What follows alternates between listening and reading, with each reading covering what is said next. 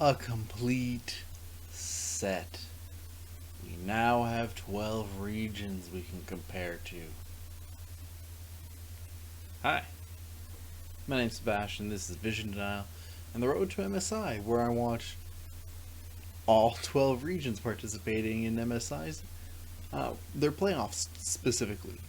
All of them. Yes, including that one. And this one, finally. Ah, I always miss this because Vietnam is always the last one to start their playoff series, and then it is my favorite region. And they always deliver. Always. I feel like I got a sneeze coming on. And I'll pass. Well, so we've got today Saigon Buffalos versus Cerberus. I know at the end of the last episodes I called them Cerberus, but the casters pronounced it Cerberus. And I guess I gotta follow what the actual pronunciation is. This was fun. A couple of cool things. One, I'm going to be talking about the floor of the region because there's only 3 playoff series, technically 4 because of the third place match, but I don't know if I'll have time to watch that one, and the third place match has no relevance in the progression of who qualifies. The loser of this one and the loser of the next one for Vietnam play a third place match for points for summer, and not relevant for MSI. I will watch it as a bonus if ever I have the time for it, but for now, there's only going to be 3 playoff series out of Vietnam. It's not a big deal. Latin America and Russia have the same thing. You can glean as much information anyways from that. Just it's not as good for the teams, but also it's not as good for to analyze specifically. That being said, for floor, Cerberus really hits hard. Like, one of the most solid games I've seen out of all of the playoffs in their game 1. Cerberus hits, I think, an A+ on all marks. Solid composition. No complaints.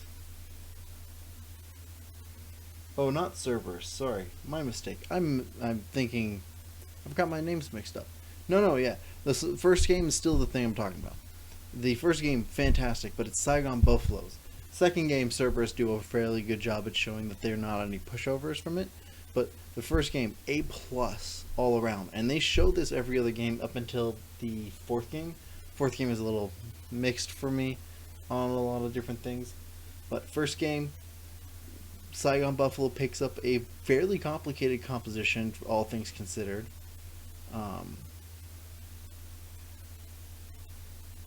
But they show high skill expressions with it. Still showing that also Cerberus, and I'm still praising Cerberus here. They have very good vision play throughout the entire series, and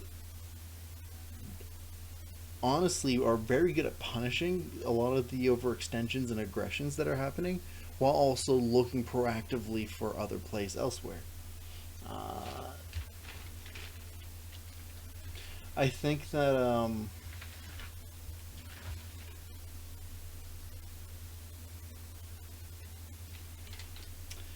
Cerberus tends to lean a little bit on the same. I had leaned for a little bit on the same stylish of compositions, but then transition when they realized it wasn't going to work. Good, even if you win a game and the composition won you that game, that doesn't necessarily mean that it worked. So good to recognize on that. I think that actually Saigon Buffalo's, their coach, I don't remember the name of the coach, but really fucking solid pick ban strategies throughout this entire thing. And personally speaking, I would rather teams play simpler compositions if possible, unless you show somehow that you have the proficiency to play everything at a high level. Yes, go for the more complicated compositions that play off way better.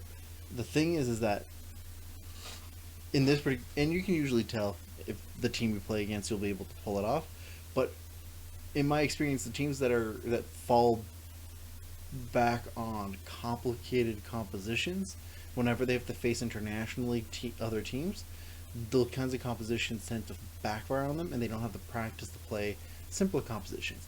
Yes, counterintuitive, simpler compositions does not mean that you have mastered it just because it's simple. You still have to practice those compositions to be able to execute their win conditions properly. Easier does not equal easy. Uh, I don't have a big problem with the way that any of the teams approach neutral objectives, except for Game 4. Game 4 felt very much like both teams were playing, not necessarily not to lose, but they were playing specifically to gain an advantage all the time, but being rushed about it. Like they seemed rather pressed for time when they didn't need to be, either side. Especially on the side of Saigon Buffalos, who kept overdoing things, and it almost cost them this game on a couple of occasions. So I'm super impressed, and I'm usually impressed by Vietnam, but in this case, like, I'm super impressed. Asterisk.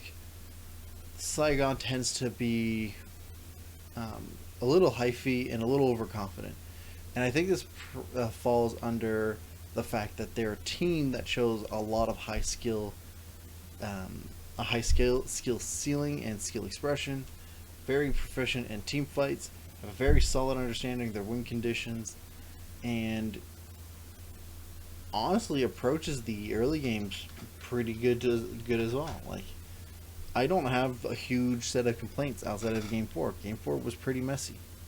It was very, very, very messy. Like, all of the things that I gave A pluses on for the other 3 games for both teams become like Bs, and it's the not the cleanest game, unfortunately. And so, because we know that's the floor that they have, because the other games are going to look fairly similar, right? The range variance is not huge. It shouldn't be, right? It's not Russia. They're tier 2 teams bordering on a tier 1 team on a lot of occasions, or tier region, sorry. And so I can't help compare this floor not only to the other tier 2 regions, but to some of the tier 1 regions. So Vietnam's floor so far looks much stronger than Pacific's, but that's not hard. The PCS and slash Southeast Asia has the largest variance in terms of skill across the board. It's to be expected. It's whatever. North America, however, on the other hand, has had a whole split of rather close teams for a long time. And the floor isn't great, nor is the ceiling particularly. And if I compare these two, I'd rather bet on Vietnam than I would want to bet on North America so far. I mean, I have yet to see the Team Liquid versus TSM game, and whoever wins against that versus C9. That's like 3 series to go, right? Like, I still have Turkey, then Europe, and then North America, and it's the same thing with Europe, as matter of fact. I have more confidence in Europe, specifically, at least. I think that there are, it's like a 50-50 for me. Some of the same problems that I saw in this series in terms of regression and feeling rushed are comparatively shown into Europe's wanting to wait and catch for mistakes a lot of the times. So I don't know. It's really interesting. And I like this because Vietnam has been on an upswing for years. Like, this region's only gotten better and better and better and better every year, and it's always so much fun to just watch this region come and play internationally. It's really unfortunate we haven't gotten to see them for over a year because of COVID. So yeah, I'm excited. Saigon Buffalos, things I would like to see in the next series that you have to play against, whoever the winner of it's Team Secret versus Gigabyte Marines. It's usually the same couple of teams. I have yet to see a brand spanking new team make playoffs in this region. It's a lot of stability. It's pretty good. I want to see your players reel back a little bit. I like the tempo that you guys put in. It's fairly good. I like the way that you approach your vision and your neutral objectives most of the time, but you don't need to be pressed for it. So, chillax. Just the smidgens. Also, try playing things that are not 1-3-1 compositions. Like, I understand that they're not all the same kind of 1-3-1 compositions, but it shows very much that this is a thing you like to do. And fair enough, you do play other things. You have played 1-4 compositions, which doesn't strike me as better per se, but it shows that you like playing with your waves and then crashing into your enemy team. Attempt to play things that are 5v5 because you still tend to default to that anyways. You can still try to do simpler. I would like to see simpler from you guys. This is good. Your coaching staff is doing great in terms of the pick and ban. I'm genuinely impressed. But simpler could help. It's a thought.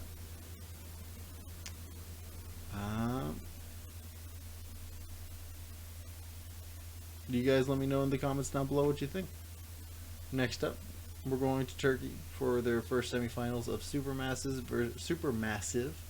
versus 1907 Fenerbahce. Let's see. Turkey's usually pretty good too. Usually. Kind of. It's a mixed bag.